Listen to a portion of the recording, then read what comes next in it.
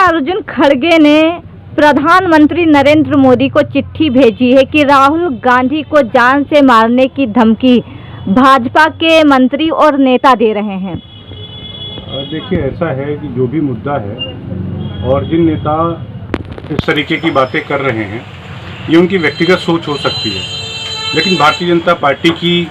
ना ये विचारधारा है, ना कभी इस तरीके की कोई बात करता है। दूसरी बात ये है कि जब देश का कोई नेता दूसरे देशों में जाकर देश विरोधी बातें करेगा और अपने देश की बुराई करेगा, तो निश्चित रूप से जो भी एक सच्चा देशभक्त होगा उसके मन में क्रोध आना स्वाभाविक है। अब ऐसे समय में अगर कोई मर्यादाओं को लांघ जाता है तो ये उसकी व्यक्तिगत सोच है, पार्टी की विचारधारा ऐसी नहीं है। देश में इस वक्त खत और चिट्ठी को लेकर जंग छिड़ी हुई है और जैसे जेपी नड्डा ने जो इनकी मल्लिकार्जुन खड़गे की चिट्ठी थी उसका जवाब दिया कि पहले आप कांग्रेस के नेताओं की भाषा शैली को सुधार कीजिए। बिल्कुल, आप शुरुआत से लेकर आज तक देख लीजिए, 2014 के बाद जब से नरेंद्र मोदी जी प्रधानमंत्री इस देश के बने हैं, कांग्रेस ने क्या नहीं कहा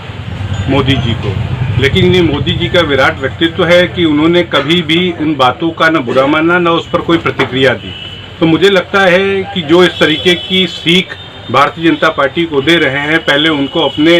गिरेबान में झांक कर देखना चाहिए कि उनके जो नेता हैं उनकी क्या भाषा शैली है, उनका क्या स्वभाव है। प्रधानमंत्री नरेंद्र मोदी के ऊपर ये भी आरोप है कि जो प्रधानमंत्री नरेंद्र मोदी ने चुप्पी साध रखी है, इसका मतलब ये है कि पूरी की पूरी भाजपा इस रणनीति में शामिल है। नहीं, कहीं से नहीं शामिल है। देखिए, मैंने पहले भी आपसे कहा था, मैं अभी भी आपसे कह रहा हूँ कि जिन नेताओं ने इस तरीके की बात करी है, ये उनकी व्यक्तिगत सोच हो सकती है, उनका व्यक्तिगत गुस्सा हो सकता है और उन्होंने व्यक्त किया है। लेकिन भारतीय जनता पार्टी जो एक बड़ी संस्कारी पार्टी और बड़ी अनुशासित पार्टी के उससे जानी जाती है, तो उनके नेताओं में और कार्यकर्ताओं में इस तरीके की भाषा शैली आपको कभी देखने को नहीं मिलेगी। बिट्टू ने पन्नू के लिए कहा कि पन्नू एक बहुत ही बड़े खालिस्तानी टेररिस्ट हैं और उनकी भाषा शैली और राहुल गांधी की भाषा शैली सेम है। आप तुलना कर लीजिए। अब जिस तरीके से खालिस्तानी समर्थक जो हैं, जो देश विरोधी काम कर रहे हैं और